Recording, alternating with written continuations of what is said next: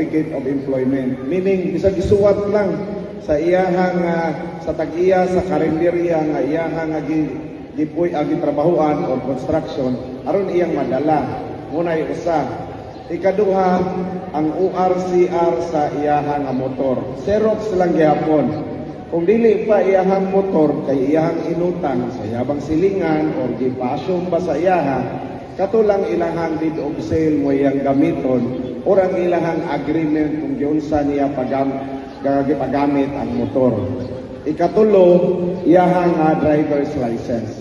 So usbon ako kaning tulo, puro lang photocopy, Xerox lang ang iyahang kinahanglanon. Muadto siya, hurot-hurot naman, no? So 3,000 na to kapi na itong natagaan. No, ya, manghatag pagyapon ta. No? Upat unta ni gasoline station. Nya paspas kayo, nagsugod ta og alas 6, no, nahuman-human na ang tanan nga gasoline station. Ato mang gibahin gasoline station sa Shell kanang nasa San Miguel, gasoline station sa Refill kanang atbang sa Gaisano, ang usa katong 3L nga kilid sa EBY ug ang usa kanang GAT iskina sa Camulinas. So nahurot-hurot naman ang linya karon naa natatanan sa Shell.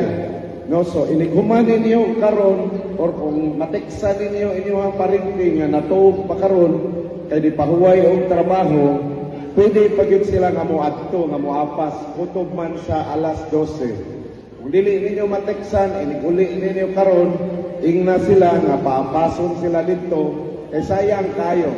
No, may na lang ang atong mahatag nila nga gasolina hantod na 2 ka semana ngadto sa 3 ka semana nga libre ang ilang pagdagandagan.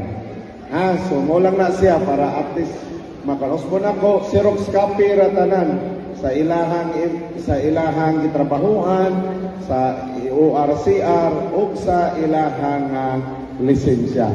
Kana lang kay para ma-ready ta. Unya